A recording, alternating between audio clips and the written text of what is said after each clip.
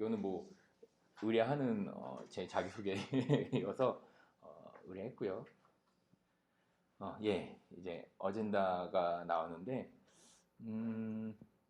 우선은 이제 핵심이 제가 그때 발표를 할 때 주로 했던 거는 사람들이 비트코인에 대해서 우리처럼 관심이 있어서 블록체인에 관심이 있어서 오시는 분이 아니라 그러지 않은 분들이 있어서 이제 그런 분들 대상으로 약간 비트코인에 대한 오해를 설명했고 그리고 실제로 그 현재 비트코인으로 이용해서 제가 지금 개발 중인 것들에 대해서 약간 소개하는 자리를 가졌었어요. 그래서 처음에 이제 억울한 비트코인인데 사실은 비트코인이라고 하면은 이제 보통 이제 한물간 코인이다. 그러니까 여기서도 똑같이 할 필요가 있는지 모르겠지만 다들 잘 아시는 분이라서 한물간 코인이다. 뭐 오래된 기술이다. 뭐 이건 1세대고 이제는 뭐 2세대, 3세대가 나온다라고 많이 이야기를 하는데 실제로 아직도 대부분의 블록체인은 비트코인의 기술을 그대로 가져다 쓰고 있고 그리고 모든 블록체인의 근간이 되고 있고 그런 어느 블록체인보다도 되게 안정적인 합의 네트워크를 가지고 있기 때문에 아마 모든 블록체인이 없어진다고 그러면 마지막까지 살아남을 게 이제 비트코인이 아닐까 그런 생각이 듭니다. 그래서 비트코인을 사람들이 어떻게 생각하는지를 보기 위해서 제가 구글 트렌드에서 검색한 결과를 봤어요. 그런데 제일 위에 보시면 시간 흐름에 따른 관심도인데 사실은 가장 비쌀 때 관심이 제일 많았고요. 트렌드가. 그 다음에 이거는 관련 주제인데 비트코인에 대한 관련 주제는 화폐, 뭐 거래소, 돈 막 이런 주제가 당연히 많고요. 그 위에는 이렇게 비트코인 코인, 뭐 비트코인 갤러리, 코인 갤러리 이런 것도 사실은 이제 사고 팔기 위해서 사람들이 많은 보고 있는 거고요. 그리고 이제 뉴스를 검색해 보면 뉴스는 뭐 또 돈이 떨어졌다, 뭐 그런 거죠. 이렇게 가격 조작도 할 수 있고 파괴도 할 수 있다, 뭐 이런 기사들이 계속 나오고 있습니다. 이것도 많이 떨어졌다 이런 거였고 재밌는 건 이거 뭐 사이드 체인 관련된 내용이 하나 있었어요. 이렇게 비트코인이 돈에 관련돼서 화제되는 이유가 이 지금 이 가격 이 처음에 최초에 이제 시작했던 가격부터 끝까지 나온 건데 최초에 시작했던 게 지금 60.08 돼 있는데 사실은 이게 60달러라고 착각하시면 안 되고요. 60원입니다. 60원. 구글에서 최초에 거래된 가격 최초에 거래된 가격을 이제 수집한 데이터 중에서 최초가 60원이고요. 그리고 여기 제일 높을 때는 2천만 원이 좀 넘어갔습니다. 이러니까 당연히 이제 많이 화제가 되는 거고요. 하지만 이제 그 이후에 이제 비트코인에 대해서 설명을 하기 시작했는데 하지만 이제 비트코인은 이렇게 돈으로만 이야기할 수 있는 것이 아니다라고 하는 거고 비트코인은 역사에 대해서 설명을 했는데요. 뭐 다 아시는 내용이겠지만 짧고 간략하게 넘어가겠습니다. 비트코인은 이 10장 정도 되는 논문에서 시작을 했는데 이 논문의 첫 번째 인트로듀스 부분인데요. 캡처한 부분이 첫 번째가 이제 P2P 전자화폐다 밑줄 부분이 그 다음에 금융기관을 거치지 않고 한다고 그러고 그리고 P2P 네트워크에서 이중지불 문제를 해결한다. 사실 이중지불 문제가 이전부터 항상 문제가 되어 왔었죠. 그리고 작업증명이 부분이 있고 여기는 나오지 않았지만 뭐 레저 블록체인으로 만든 레저 부분도 제가 한번 여기서 뽑아봤습니다. 그리고 비트코인은 2008년 10월에 사토시 나카모토라는 인물에서 시작했고요. 사실은 기존 통제 시스템을 벗어나기 위한 암호 기술 기반 사이퍼 펑크라는 활동가 중심으로 연구가 되어 왔었죠. 그런 뭐 다 아시겠지만 이런 중앙 통제를 받는 것이 결국엔 권력을 형성하는 거기 때문에 그런 권력에 반하기 위해서 이런 사이퍼 펑크라는 활동가들이 이런 기술들을 연구해 왔었고요. 2008년 9월 글로벌 경제 이후에 비트코인 탄생했는데 이게 우연인지 아니면은 밀접한 연관이 있는지는 사실은 잘은 모르겠습니다. 그리고 2009년 1월 3일에 제네시스 블럭이 생성이 되었습니다. 이런 부분은 빨리 넘어가고 나중에 좀 기술적으로 나오는 부분에서 조금 더 디테일하게 설명하겠습니다. 여기 보시면 이제 제네시스 블럭이 실제로 생성되는 비트코인의 코드인데요.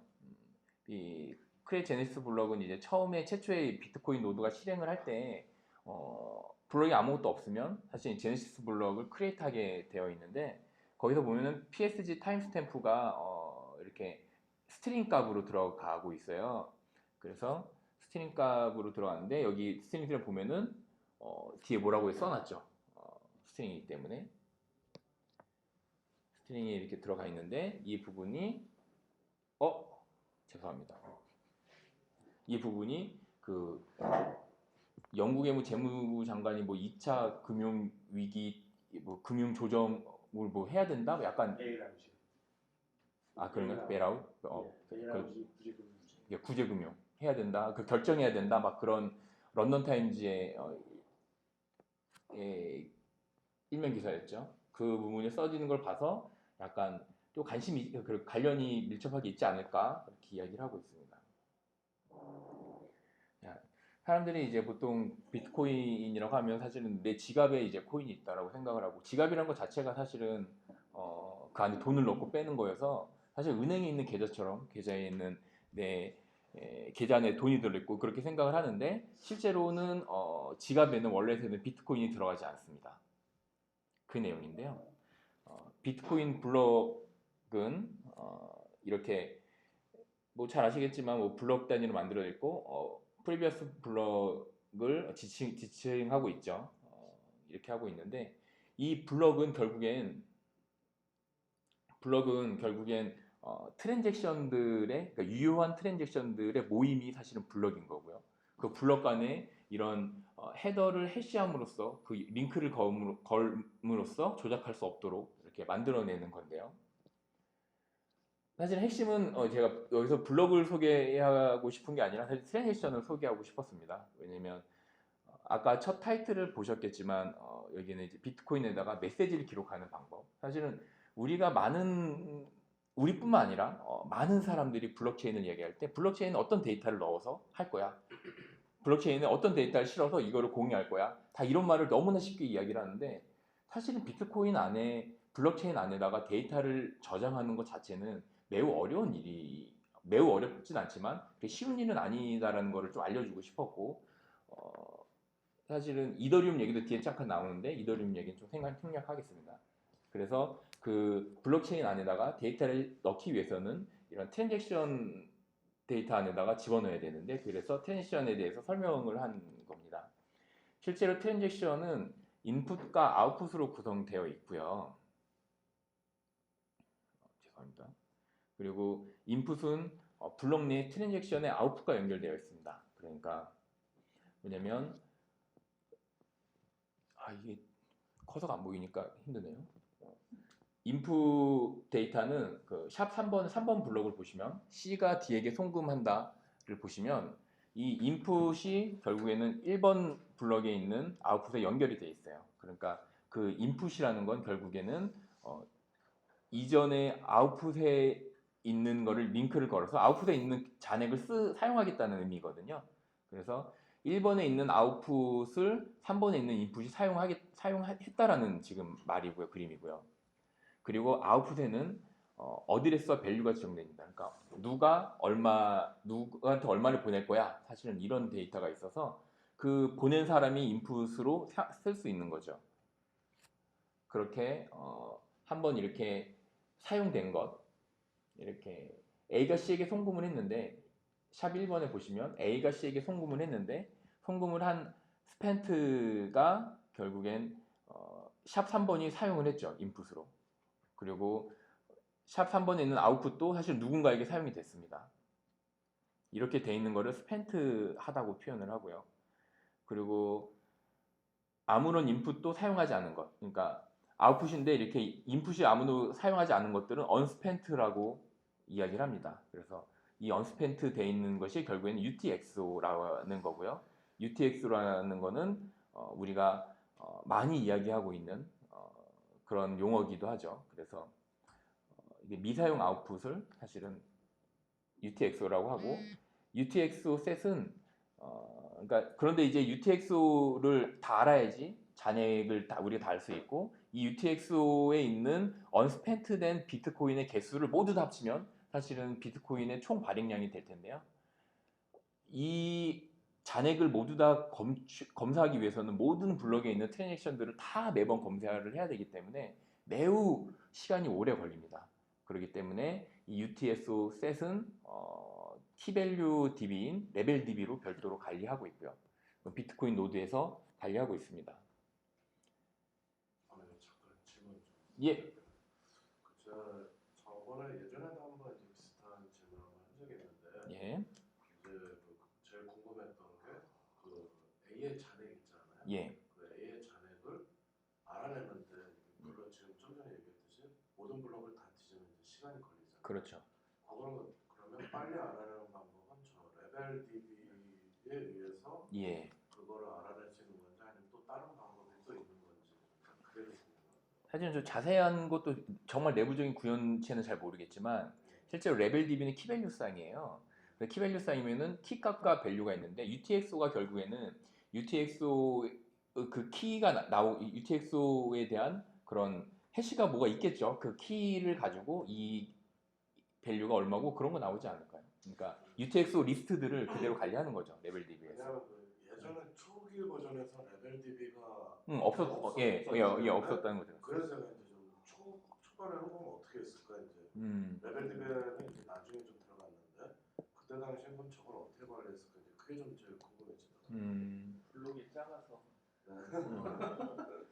근데 초반에 보시면 블럭 초반에 한번 딱 스캐닝 한번 딱 익스플로러 한번 보시면 정말 블럭이 정말 꽤 오랜 시간 트랜지션이 없었어요. 다 블럭밖에 없더라고요. 트랜지션은 코인베이스 트랜지션밖에 없더라고요. 다. 그래서 아마 한동안은 그런 그 트랜지션 자체가 없으니까 뭐 그렇게 많이 사용되지 않지 않았을까 그런 생각이 들긴 하네요. 그래서 생각보다도 꽤 오랜 시간을 트랜잭션이 없이 코인베이스 블럭만 있더라고요. 예. 아닙니다. 그래서 여기 보면 C의 잔고는이라고 되어 있는데요.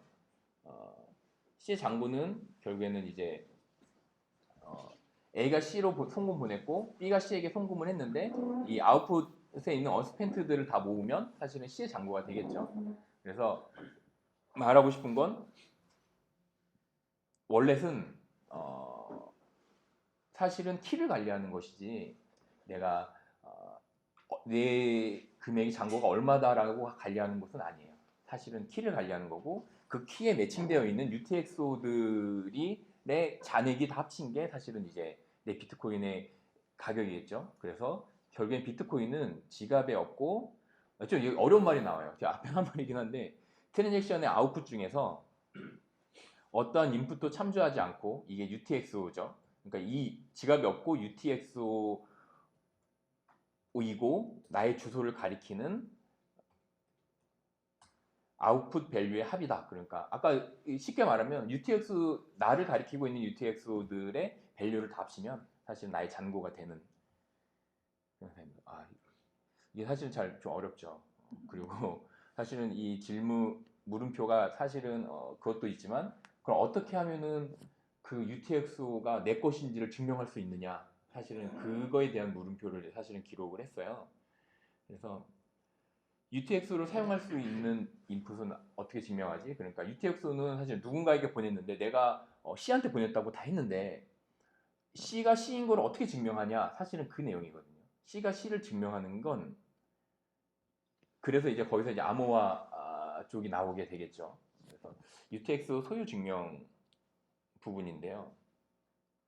그 증명을 하기 위해서 좀 어려운 말이 좀 나기 시작합니다. 락킹 스크립트랑 언락킹 스크립트라는 말이 나오는데요. 다행히 오늘 또 이제 병대님이 트랜잭션을 또 다시 할 거라서 지금 맛배기를 이렇게 해놓으시면 병대님 오시면 트랜잭션에서 조금 더 이해가 편하실 것 같네요. 락킹 스크립트는 결국엔 아까 전에 아웃풋 내가 누구한테 보낼 거야 라고 했던 그 부분이고요. 그래서 트랜잭션의 아웃풋은 받는 사람의 공개 키를 이용하여 스크립트를 생성하며 어렵습니다. 말이 성공 스크립트는 말이 어려운데 이게 그냥 우선은 제가 이거는 다 빼고 말하면 아까 전에 내가 누구한테 돈을 송금할 거야 라고 했을 때 그때 퀴즈를 하나 내요. 아까 A가 C한테 보내고 B가 C한테 보냈는데 C만이 풀 수 있는 퀴즈를 내줍니다. 그게 아웃풋에 들어가 있어요. 퀴즈가. 내가 그리고 그 퀴즈를 풀 수 있는 사람은 C밖에 없는 거죠. 그리고 언락킹 스크립트는 결국에는 그 C가 자기가 가지고 있는 열쇠로 혼자만 퀴즈를 풀 수 있는 거예요. 그게 결국에는 락킹 스크립트에서는 퍼블릭 키를 활용해서 질문을 하고요. 언락킹 스크립트, 그러니까 인풋, 내가 이건 내 거야 라고 증명하는 부분에서는 내가 가지고 있는 비밀 키로 사실은 그 문제를 해결합니다. 그래서 증명을 하는 부분이에요. 네, 제가 이렇게 설명을 했지만 이 설명한 부분이 이해하기 쉬운지는 잘 모르겠어요. 근데 저는 좀 쉽게 이해하려고 하긴 했는데 다시 한번 간단히 말씀드리면 락킹 스크립트는 내가 누구한테 줬을 때 그 사람만 풀 수 있는 문제를 심은 거고요. 그리고 그 누구한테 준 그 돈이 내 거라는 걸 증명하기 위해서 나만이 가지고 있는 키, 즉 비밀 키로 그 문제를 해결합니다. 그 퀴즈를 푸는 거죠. 이거는 이제 로우 트랜지션에 대해서 한번 쫙 나왔는데 방금 지금까지 설명한 것들이 단순히 추상화되어 있을 것 같은데 이게 실제로 프로토콜로 풀어보면 이렇게 나옵니다. 물론 여기 나오는 이 트랜지션들은 결국에는 약간의 API 서버에서 약간의 이제 부가 정보를 보태서 넣은 거긴 해요. 하지만 거의 흡사하게 이런 형태의 프로토콜을 가지고 있는데요. 직접 한번 잘 안 보이네 이렇게 보니까. 그래도 이렇게 크게 했네요. 그래서 아까 제가 말씀한 것 중에서 인풋은 아까 전에 퀴즈를 내는 거라고 말씀드렸는데요.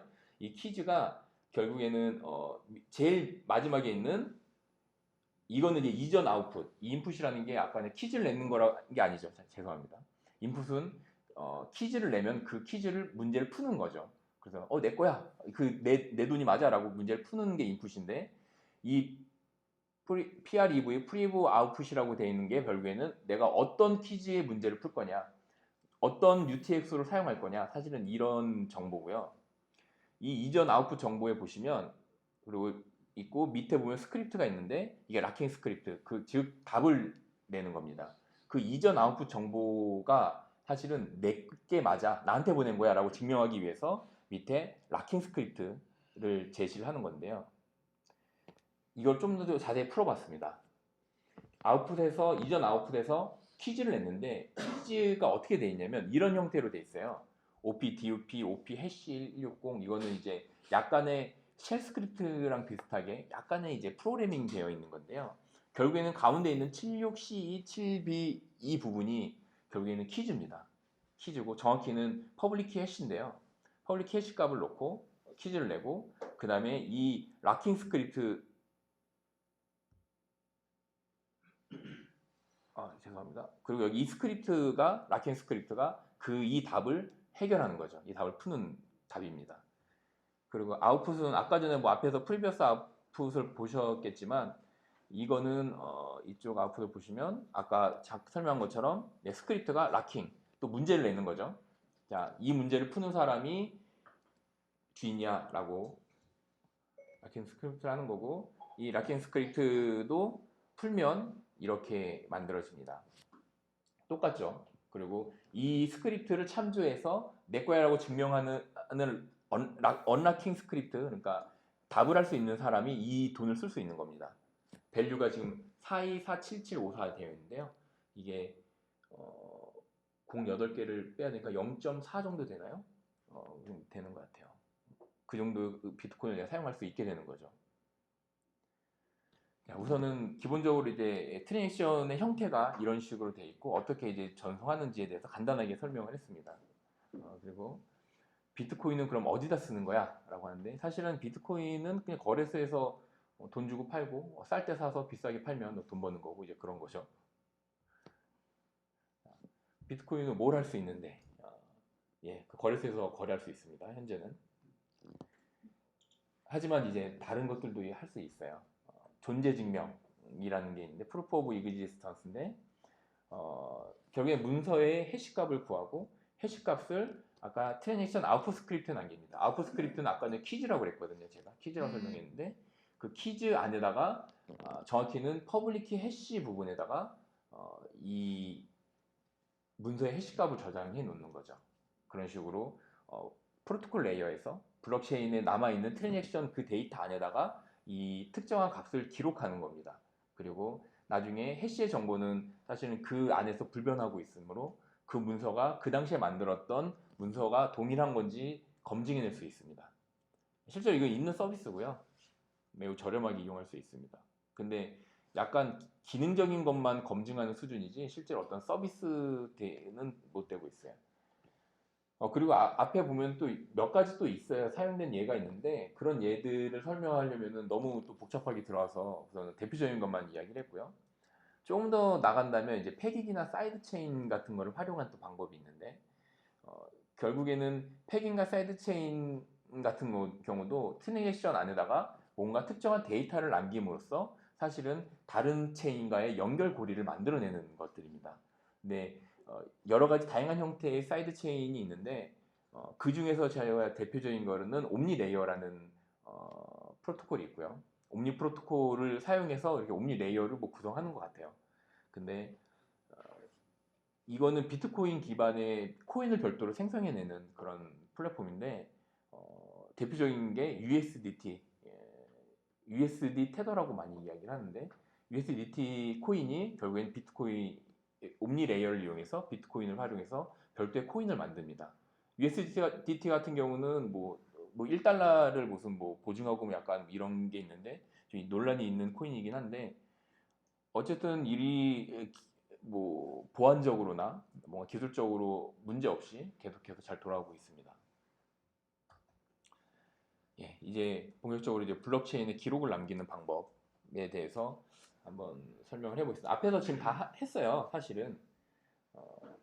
이제 블록체인에 뭔가 특정한 값을 쓰기 위해서는 UTXO 두 가지 방법이 있는데요. 그 중에 하나가 이제 먼저 시행됐던 것들이 바로 UTXO에다가 기록을 남기는 방법이었습니다. 이제 비트코인 0.9 버전 이전에는 사실은 비트코인 블록체인 안에다 값을 남기는 방법이 없었어요. 별도로 없어서 사람들이 이제 좀 이렇게 꼼수를 쓴 거기도 한데 뭐냐면 아까 전에 잠깐 내가 설명드렸던 것처럼 UTXO 그러니까 뭐 누군가에게 A가 C한테 너한테 1비트를 보냈어 라고 했는데 그 C가 그 1비트를 사용하지 않은 것 UTXO죠. Unspent Transaction Output입니다. 그래서 락킹 스크립트 아까 퀴즈라고 그랬죠. 누구한테 누굴 보내는데 이 퀴즈를 푸는 사람이 가져가는 거야 라고 이야기를 했는데 그 락킹 스크립트 안에 이게 빨간색으로 되는 거 보면 위줄에 있는 거 보시면 1A 46185 막 이렇게 시작되는 게 있어요. 이게 정확히 말하면 퍼블릭 해시인데요. 그 비밀 키랑 그러니까 프라이빗 키랑 퍼블릭 키가 둘이 생성이 되면 그 퍼블릭 키를 해시해서 이렇게 놓는 겁니다. 그러면 사실은 이거를 풀 수 있는 거는 프라이빗 키를 가진 사람만 프라이빗 키로 퍼블릭 키를 만들고 그거를 해시해가지고 비교해서 만드는 메커니즘인데 이 퍼블릭 키의 해시의 값에 특정 값을 기록하는 거죠. 내가 원하는 값을 기록합니다. 여기다. 그런데 이 원하는 값으로 수정하면 문제가 있어요. 뭐냐면 아까 전에 앞서서 내가 설명한 것 중에서 UTXO 셋이 레벨 DB에 기록된다고 했는데요. 레벨 DB는 사실은 비트코인 노드가 스스로 가지고 있습니다. 노드가 사실은 그 안에 설치가 되는데 아까 전에 여기다가 이렇게 원하는 값을 수정해 버리면 이 퀴즈를 풀 수 있는 사람이 없어져 버려요. 그러니까 이 문자열을 만들어낼 수 있는 사람이 결국에는 이거에 상응하는 비밀키를 가지고 있는 사람만이 이 문자를 똑같이 만들어낼 수가 있는데 이거를 원하는 값으로 이렇게 수정해 버리면 그 값을 만들어낼 수 있는 비밀키를 소유한 사람이 없게 돼요. 없게 돼버리기 때문에 실제로 그 UTXO 셋은 항상 레벨 DB에 존재하는 거죠, 영원히. 특별한 일이 있지 않은 이상은 레벨 DB에 존재합니다. 그러면 비트코인의 노드들이 계속해서 부담이 증가할 수밖에 없는 상황이 돼버리는 거죠. 그래서 이런 문제 때문에 0.9 버전 이후부터는 새로운 연산자를 만들었는데요. 아까 아웃풋 스크립트나 또 인풋 스크립트도 마찬가지긴 한데 그쪽에 연산자가 아까 OP, DOP, 뭐 OP 해시 160 그런 게 있는데 그런 연산자 OP 리턴이라는 걸 하나 만들었습니다. 그래서 아웃풋 스크립트에 OP 리턴 연산자를 추가할 수 있게 됐고요. 아웃풋 스크립트는 아까 제가 퀴즈라고 계속 말씀드렸습니다. 누구한테 보내는 퀴즈 푸는 사람이 쓰는 거야 라고 말씀드렸고, OP 리턴 연산자가 있을 경우에는 그거를 UTXO로 처리하지 않았어요. UTXO로 처리하지 않는다는 거는 그 누구도 거기를 링크해서 내 거야 라고 증명할 수도 없고, 그리고 UTXO 셋에 들어가지도 않는다라는 의미입니다. 그래서 대부분의 이제 비트코인을 이용한 서비스들은 OP 리턴을 사용하고 있고, 하지만 아직도 이렇게 UTX를 사용하는 경우도 많이 있고요. 특히 비트코인을 직접적으로 활용하기보다는 이제 비트코인 캐시라든지 그런 쪽으로 활용하는 사례가 많이 있습니다. 근데 여기서요, 예? 미션으로 만듦으로써 더 이득이 되는 게 있나요? 그리고 중간에 아까 그 바꾼다 그랬잖아요, 값을. 예. 생각보다 쉬운가요? 딱 돼 있는 건데 그걸 자기가 마음대로 바꿔서 아무도 그걸 갖지 못하게 열어서 비밀키가 없어서 열어볼 수 없게 하는 것이 쉬운가요, 실질적으로? 사실은 프로토콜 레이어에서 움직이는 거라서, 그러니까 한번 이거 활용해 볼까요? 이거를 활용해 보시죠. 처음에 이제 트랜잭션을 생성하는 절차가 우리가 일반적으로 지갑이나 또는 거래소에서 누구한테 보낼 거야 하면은 자동으로 생성돼도 당연히 보내게 되겠죠. 하지만 내가 그걸 프로그램을 개발한다라고 했을 때 그 비트코인 RPC 기준으로 이야기를 하면 그 중에서 이렇게 로우 트랜잭션이라는 게 말들이 많이 나옵니다. 로우 트랜잭션을 하면 실제로 그 프로토콜들이 그대로 나와요. 그러니까 아까 전에 보여드렸던 것 중에서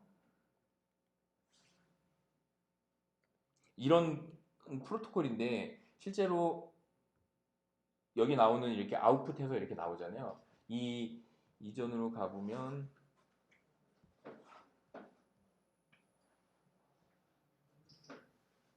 여기 나오는 것들 지금 로우 트랜잭션이라는 말을 제가 썼는데요. 이 모든 것들이 로우 트랜잭션입니다. 그래서 이거를 생성해서 비트코인 노드에 보내주면 되는 거예요. 이거를 비트코인 노드에 보냅니다. 그러면은 그렇기 때문에 이제 여기 보시면 여기에 아웃풋 중에서 이 부분을 이 가운데 1A46 이 부분을 원하는 값으로 바꾸고 그 바꾼 거를 다시 인코딩해요. 인코딩해서 스크립트 문자열로 딱 다시 풀어냅니다. 그 다음에 그 로우 트랜잭션을 비트코인 노드에 보내버리면 되는 거죠. 그러면 사실은 내가 원하는 대로 값을 바꿀 수 있어요. 그렇게 되는 겁니다.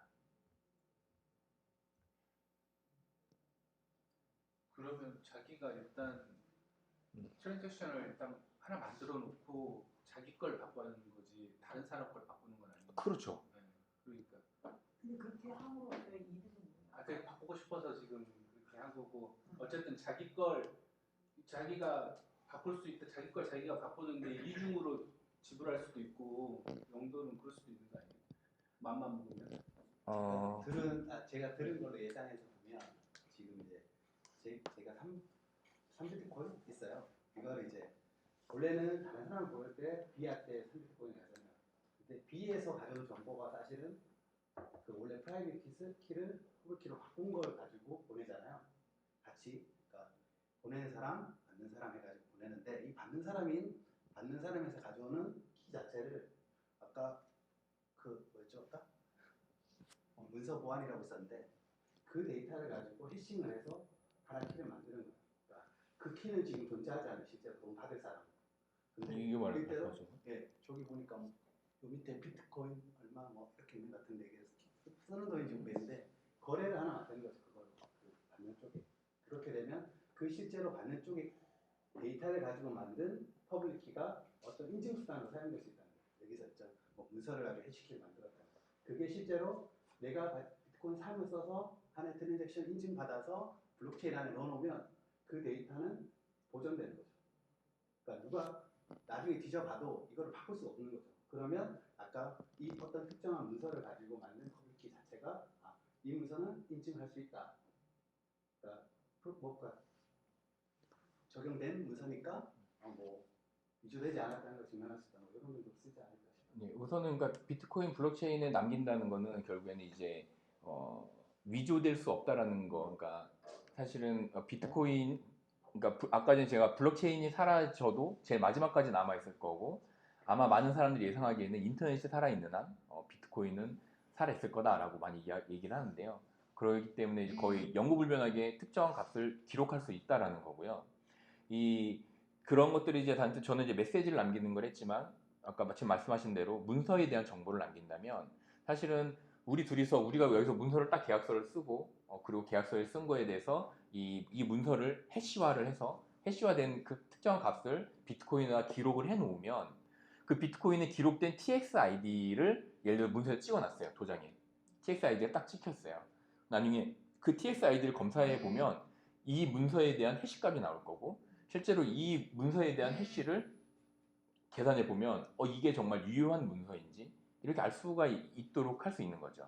그러니까 영원히 불변하지 않고 남아 있을 수 있다는 거고 뭐 쉬운 예로는 뭐 남산 이렇게 자물쇠 이렇게 걸어놓고 누구야 사랑해 그러고 그렇게 자물쇠 걸어놓죠. 뭐 그렇게 영원하진 않지만 어쨌든 영원한 척하는 그렇게 이런 거를 좀 더 필요성을 좀 느꼈다고 하는 거는 그 원래 이제 저희들 어디 인터넷상에서 iOS나 뭐 이런 템플릿을 다운받잖아요.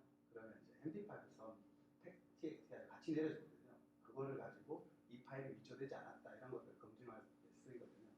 말씀하신 대로 네. 지금 트랜잭션 ID 같은 이런 것들은 블록체인을 통해서 그 파일이 유효함을 검증할 수 있는 그런 게 아닙니다. 그런 용도로 쓸 수 있어요.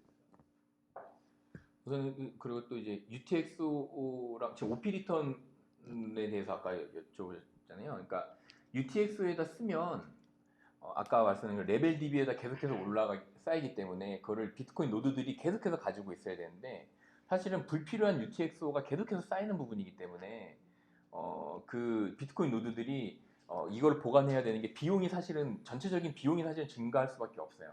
이 값을 그냥 트랜지션 안에다 넣어놓고 UTXO로 넘어가지만 않으면 블록체인에 값을 남길 수 있는 방법만 제공한다면 더 적은 비용으로 사실은 남길 수 있는데 자꾸 UTXO들을 남발하게 되면 점점 레벨 DB의 사이즈가 올라가 버리니까 그 비트코인 노드들의 부담이 계속 가중돼서 이런 방법들이 생긴 겁니다. 좀 계속 하면 그래서 이제 단점은 OP 리턴을 이용해 남길 수 있는 최대 사이즈는 80바이트 정도가 돼요. 네, 80바이트가 많은 것 같지만 사실은 앞에 뭐 길이라든지 몇 개 빼면 실제로 쓸 수 있는 거는 한 78바이트, 79바이트 뭐 이렇게밖에 안 되는데 거기다 한글을 UTF-8로 이제 인코딩하면 사실은 4바이트거든요. 한 글자당. 그러면 사실은 20글자를 채 못 남기는 사이즈입니다. 한글은. 물론 이제 이 OP 리턴을 트랜잭션 안에 좀 다른 방법을 써서 더 확장시킬 수 있긴 있어요. 비용이 증가하겠지만. 이 넘기는 방법에서 간단하게 설명을 했는데 아까 아웃풋 스크립트에 이렇게 퀴즈를 낸다고 하는데 이 아웃풋 스크립트에 이 OP 리턴을 이용해서 남긴 아웃풋 스크립트의 예거든요. 얘인데 이렇게 남기면 이 부분이 디코딩하면은 OP 리턴 그리고 436 이걸로 디코딩이 됩니다.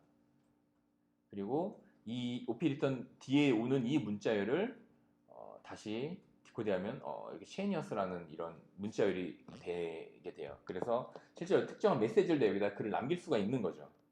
실제 여기 밑에는 이제 이 BCC에다가 제가 남겼거든요. 그러니까 비트코인 캐시에다가 남겼는데 캐시에 이렇게 지금 남아 있습니다. 이 트랜지션이.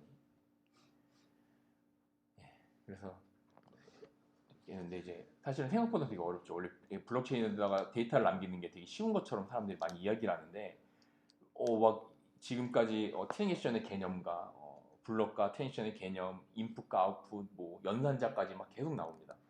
근데 이더리움 쉽게 남기는 것 같은데 이렇게 어렵냐? 사실은 그래서 제가 이더리움의 데이터를 남기는 거에 대해서 간략하게 한번 설명을 해봤습니다. 이더리움은 트랜지션을 생성할 때 데이터를 기록할 수 있어요. 빨간색으로 헥사 데이터를 바로 남길 수 있어요. 여기다 남기면은 헥사로 데이터를 남기면 아까 전에 내가 원하는 글을 쓰고 그거를 UTF-8로 바꾸고 그리고 그거를 이제 헥사로 쫙 풀면 바로 그대로 들어갑니다.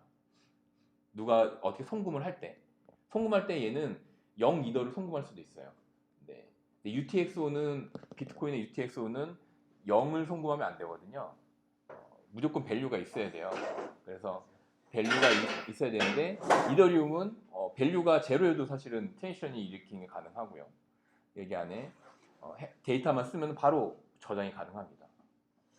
대신에 이제 블럭당 사용할 수 있는 최대 가스만큼 기록이라고 써놨는데 쉽게 말하면 어마어마하게 많은 글들을 쓸 수 있습니다.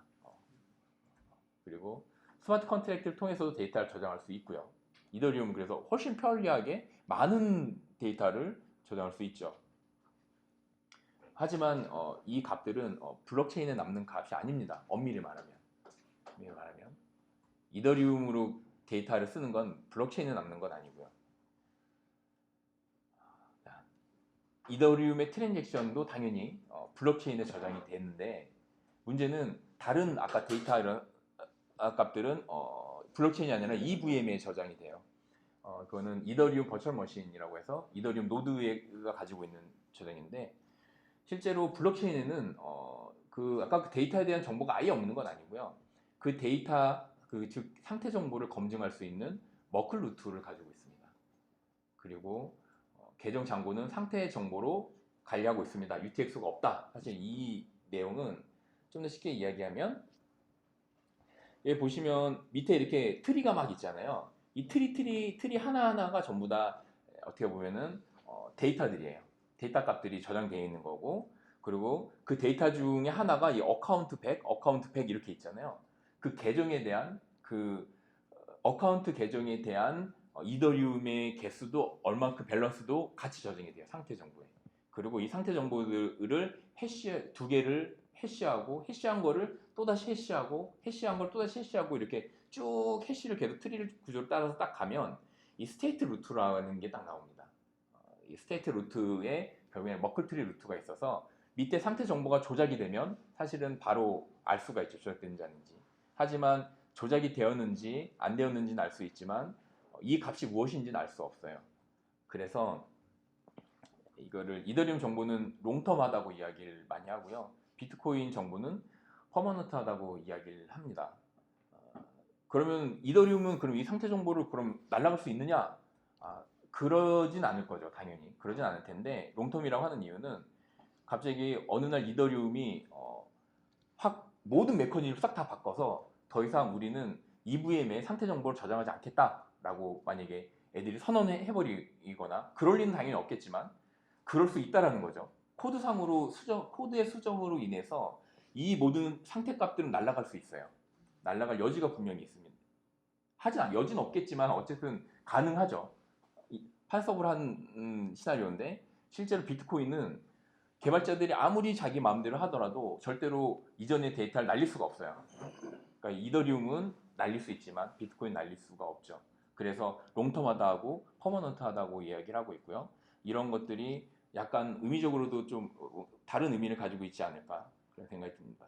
그래서 비트코인에다가 비트코인 블록체인에 값을 남기는 게 조금 더 의미 있지 않을까 그런 생각이 들었습니다.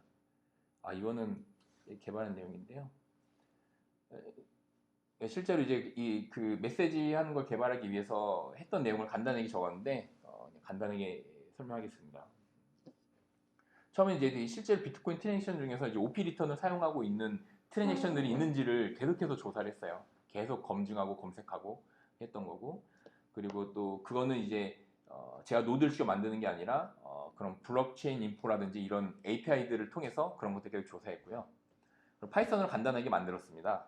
그래서 파이썬을 만드니까 이제 핵심 코드만 이렇게 써놨는데 이렇게 블록체인에 있는 블록을 첫 차일 위에부터 하나하나 이렇게 끄집어내서 밑에 보면 트랜잭션의 아웃풋들을 계속해서 이제 포문으로 돌리면서 파인드 메시지를 하는 거죠. 파인드 메시지를 해서 이렇게 계속 찾아서 도대체 OP 리턴을 쓰고 있는 트랜잭션들이 얼마나 있는지 한번 조사해봤습니다.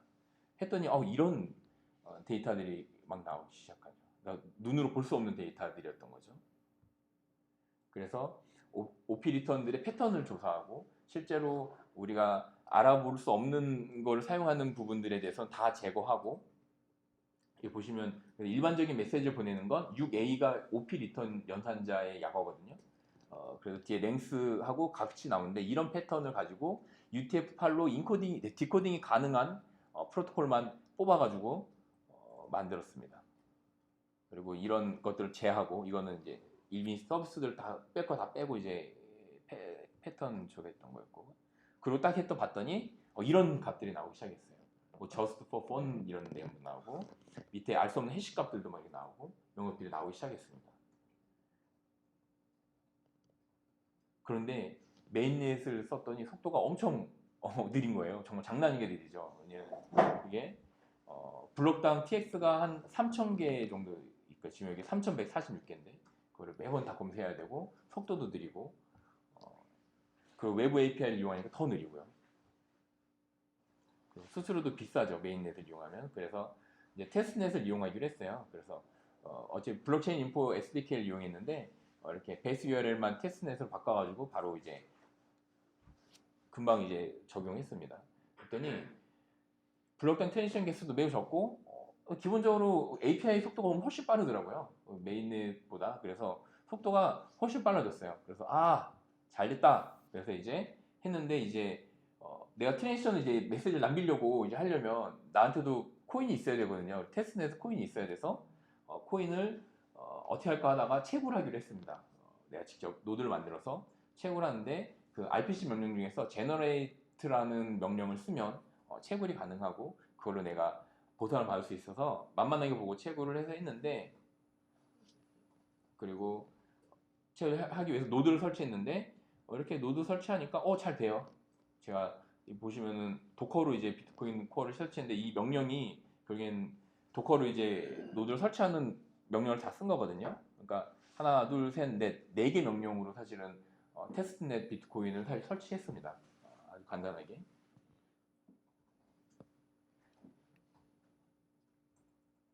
그래서 잘 된다. 개인포도 잘 되고. 그런데 제너레이트 명령으로 마이닝이 불가능했어요. 사실은 테스트넷은 안 되더라고요. 나중에 찾아보니까 그거는 안 되고, 그 마이닝 소프트웨어를 설치해서 해야 된다고 그러더라고요. 그래서 포기했고, 찾다 보니까 이제 이 사이트에서 이제 테스트넷에 비트코인을 요청할 수 있어요. 그래서 내 주소를 입력하면 걔네들이 하루에 한 번씩 이렇게 코인을 0.1개 정도 이렇게 보내주더라고요. 그런데 트랜지션은 바로 생겼는데 컨펌이 안 나는 거예요. 그러니까 내 계좌로 돈이 안 들어와서, 나중에 알고 보니까 마이닝이 불안정하다 보니까 어쩔 때는 빠르게 컨펌이 나는데 어쩔 때는 매우 느리게 컨펌이 나고, 그런 게 있었고요. 이렇게 메시지 남길 때도 그런 마이닝 문제가 또 계속 문제가 될 거라고 생각을 했고, 그리고 원래는 그래서 마이닝만 해서 채굴을 한 다음에 그 채굴한 걸로 외부 API를 이용해서 내가 사용하려고 했는데 그건 포기하고, 나중에 알고 보니 리그리션 테스트 모드라고, RG 테스트 모드로 뭔가 개발할 수 있는 게 있다는 걸 알고 다시 이걸로 작업을 했습니다. 그래서 리그리션 테스트 모드는 우선은 DNS 시드가 없어서 뭔가, 그러니까 처음에 어떤 노드에 접속할 필요가 없는 거죠. 네, 스탠드얼론으로 동작을 하고요. 그 다음에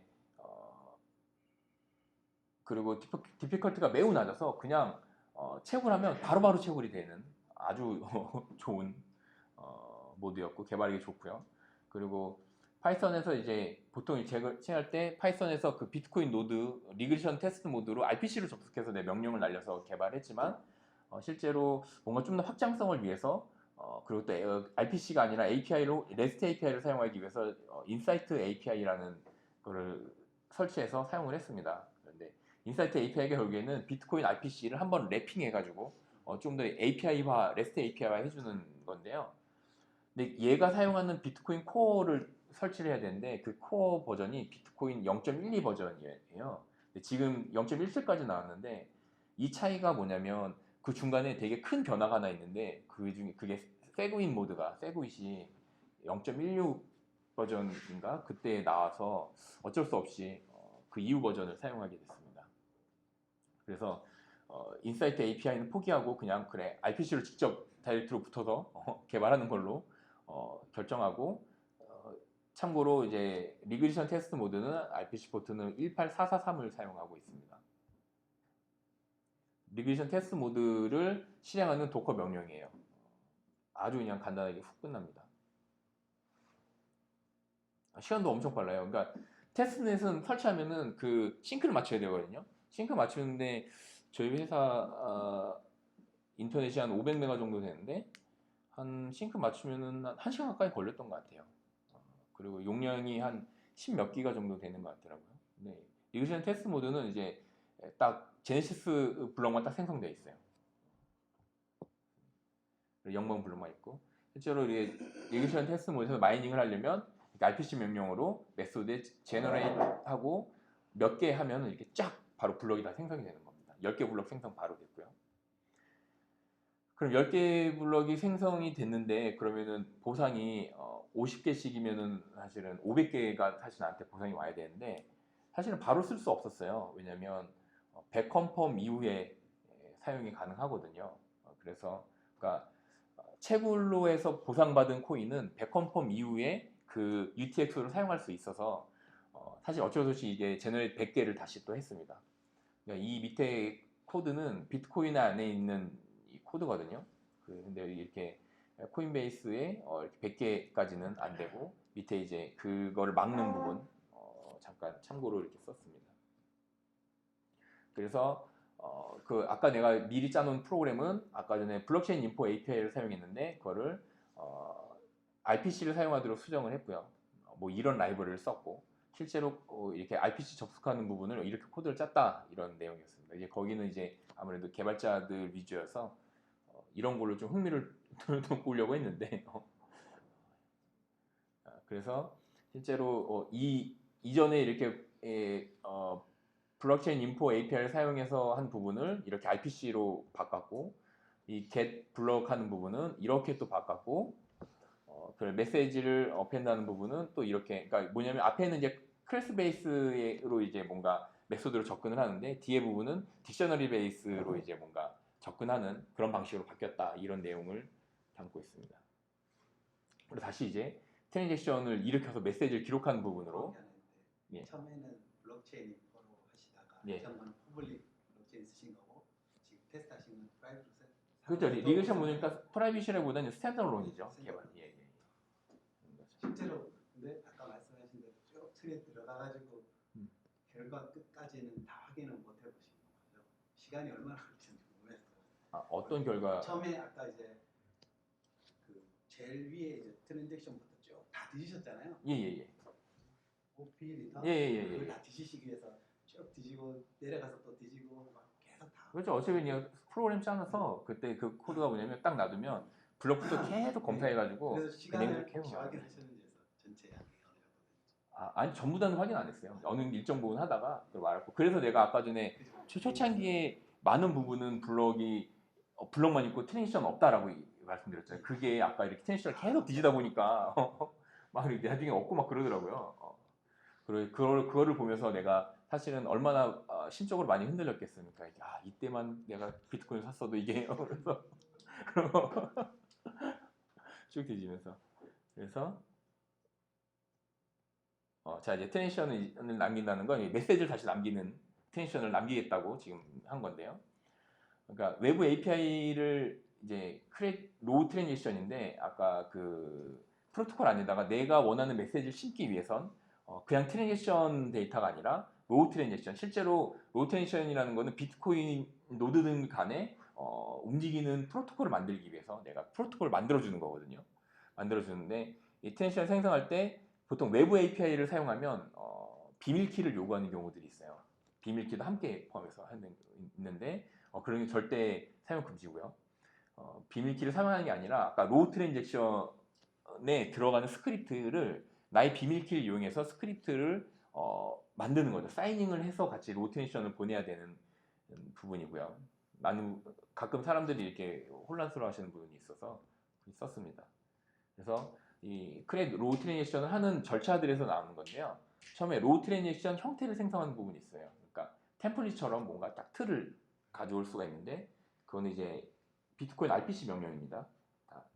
그리고 그리고 또 UTX를 생성하는 UTX 사용하는 인풋, 그러니까 이 트랜지션, 로 트랜지션을 만들었는데 이 트랜지션이 어떤 UTX를 사용해서 내가 보낼 거냐, 아까 그거를 인풋란을 만드는 거죠. 아까 트랜지션은 인풋과 아웃풋으로 나눠져 있다고 그랬는데 그 인풋을 만드는 겁니다. 지금 인풋 생성하고 그 다음에 아웃풋을 생성하죠.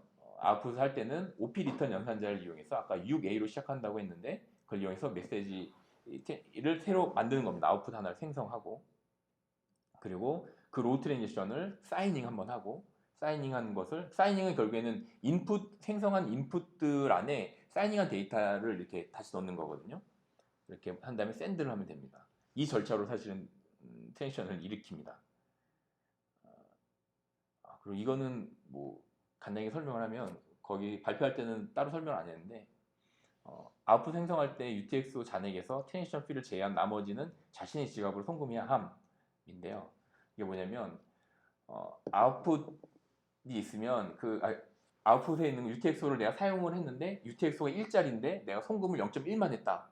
그러면 0.9는 그 중에서 트랜지션 피 0.005 빼고, 예를 들어서 0.8995는 내 지갑으로 다시 돌려받아야지, 만약에 그 부분이 없으면 0.1만 보내고 땡하면 나머지 0.9는 다 트랜지션 피로 처리가 돼서 채굴자한테 돌아갑니다. 그러니까 가끔 실수하는 경우가 있어서 굳이 한번 써봤습니다. 그래서 뭐 이거는 이제 OP 리턴 사용하는 이제 코드인데 이 코드가 좀 잘 되어 있더라고요. 그래서 이 코드 한번 코드 레벨에서 한번 설명을 한 부분이었는데, 이거는 이제 OP 리턴이 그러니까 아까 전에 트랜지션 템플릿 만들고 그다음에 인풋을 생성한다고 했는데 이게 지금 UTXO를 검색하는 거거든요. 그러니까 unspent UTXO를 검색해서 그 중에서 내 것을 그 UTXO를 내가 사용하겠다라고 하는 인풋을 생성하는 그런 관계입니다. 그래서 input 언더바 spend에다가 그 UTXO를 생성하는 부분을 계속해서 채워넣는 그런 부분이고요. 아웃풋 생성하는 거는 밑에 코드 보시면 아까 전에 그 아웃풋 생성할 때는 뭐 누구한테 보내는 것도 분명히 해야 되지만 아까 전에 OP 리턴을 사용한 연산자를 제일 밑에 보시면 스크립트 퍼블릭 키에다가 6A OP 리턴이라는 연산자와 뒤에 이렇게 값을 채워넣는 부분이 있습니다. 이렇게 해놨고요.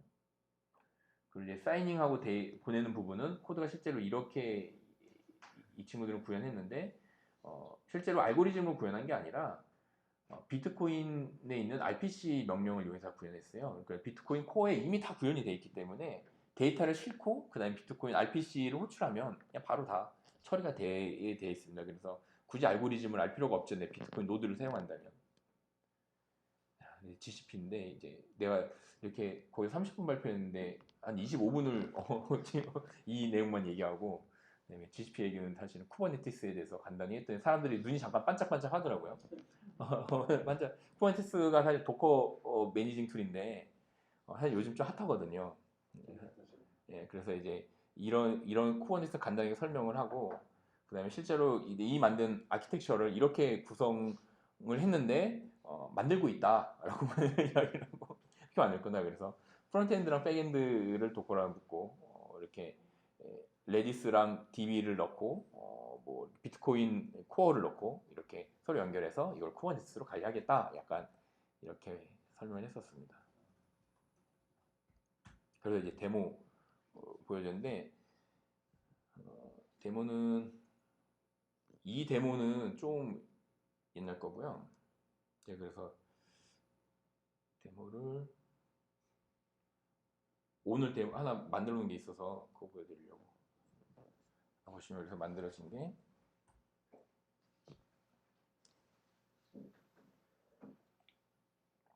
예, 지금 아까 G클라우드 그 발표하면서 그래도 양심상 G클라우드에 써야 될 것 같아서 G클라우드에 올려놨거든요. 그래서 가능한 건 이게 테스트넷에 접속한 건데요. 실제로 지금 이런 텍스트들이 막 기록되어 있는 겁니다. DB에서 읽어오는 건 아니고 직접 노드에서 직접 가져오는 건데, 지금 테스트 중입니다라고 이렇게 글을 남기면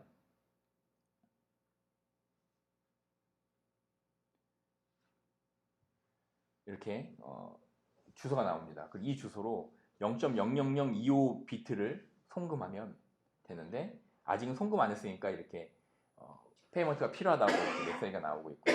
그래서 내가 이 주소로 한번 송금을 해보려고 하는데 제가 따로 이제 뭔가 테스트넷 지갑이 없어가지고 이렇게 노드에다 직접 한번 명령으로 직접 한번 0.00025를 만큼을 송금을 했습니다. 송금했더니 TXID가 생겼고요. 이 TXID를 실제로 익스플로러에서 조회해 보면 네, 이렇게 지금 오른쪽 위쪽에 보시면 0.00025 이렇게 보내는 거 나오거든요.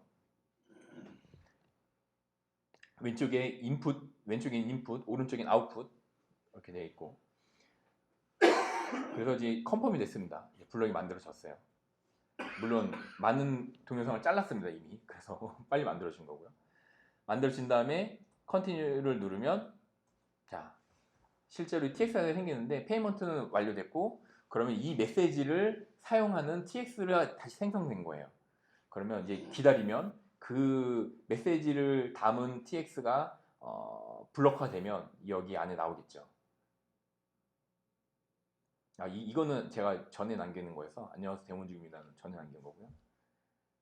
근데 보시면 TX를 남겼잖아요. 그럼 스펜트로 바뀌었죠. 언스펜트가 스펜트로. 아까 전에 그 TX를 사용하지 않을 때는 이 인풋을 만들 때 이 UTX를 사용한 거죠. 제가 이 UTX를 사용해서 트랜지션을 남긴 거고 남긴 트랜지션이 이제 블록화되면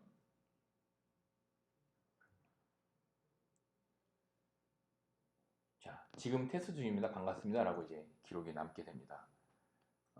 그럼 이 TX를 한번 조회해 보면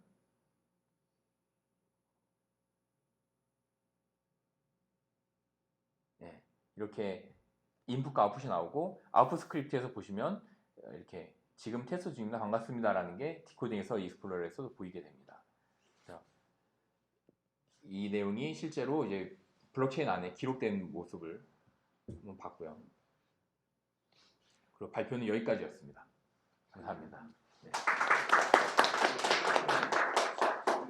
예. 지금 그 내가 보내는 주소를 바꾼 건가요? 보내는 주소요? 네, 받는 사람 주소에 있는 그 시값을 바꾼 건가요? 아니요. 저기 어디 부분을? 인풋 스크립트 그러니까 TX 보시면 여기에 인풋이 있고요. 아웃풋이 있는데요. 여기서 그 인풋 스크립트는 결국에는 이렇게 뭐 이따 TX 트랜지션 이렇게 발표하시겠지만 시그 값이 시그니처 값이 들어가고 여기 안에 퍼블릭 키 해시가 들어가거든요. 이 두 개가 인풋으로 되고 아웃풋은 결국에는 여기 안에 이렇게 OP, DOP, OP 해시 뭐 이렇게 160 들어가고 여기 안에 퍼블릭 키 해시가 들어가요. 그러기 들어가. 그럼 이 연산자를 이렇게 발표식을 쭉 보면 사실은 이게 지금 이 퍼블릭 해시를 뭐 이렇게 이 퍼블릭 캐시를 뭐 복사하고 퍼블릭 캐시를 OPD에 복사하고 아닌데 퍼블릭 캐시를 복사하고 뭐 이게 어쨌든 이거 퍼블릭 캐시가 들어간 게 맞나요? 이 퍼블릭 캐시를 복사하고 뭐 복사한 거를 뭐 해시한 거를 뭐 이렇게 비교하고 약간 이런 케이스인데요. 이 안에 이 퍼블릭 키 해시를 비교하는 부분에다가 값을 집어넣는 거죠. 커스텀하게 메시지를 집어넣는 거죠. 그러면 이 밸류, 이 아웃풋 스크립트는 아웃풋에 이렇게 배열로 있을 거잖아요. 이렇게 배열로 있는데 이 값 중에 보내는 사람의 밸류가 여기 안에 있어요. 밸류는 뭐 이렇게 여기 있고 어드레스도 여기 있거든요. 근데 이거는 스크립트 부분에서 이 값을 바꾸는 거죠. 그러면 그 해시 값은 그게 없으니까 어차피 쓰지는 못하는 거고 그냥 블록만 남기는 거예요. 그렇죠. 그러니까 OP리턴은 UTXO가 아니기 때문에 어차피 당연히 쓰지 못하는 거고요.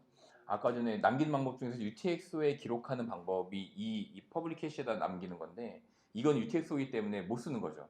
그렇기 때문에 이 밸류 값이 매우 작게 쓰는 걸로 알고 있어요.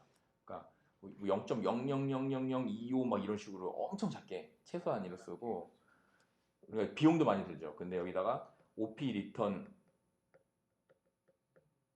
얘네들 이렇게 쓰면 사실은 밸류가 제로여도 돼요. 막 약간 이런 게 있습니다. 밸류 제로 느낌. 그리고 재미있는 건 이 아웃풋에다가 이 아웃풋들을 여러 개를 만들 수 있어요. 그럼 OP 리턴으로 만들어진 아웃풋을 계속 만들면 되거든요.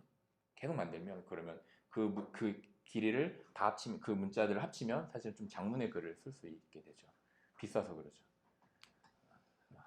전에 얼핏 계산해봤더니 100kg 정도 되는 이미지 데이터를 한번 저장해 본다고 했을 때 대충 보니까 무슨 뭐 몇만 원 수준이 아니라 거의 막 몇백만 원 정도의 수준이 필요한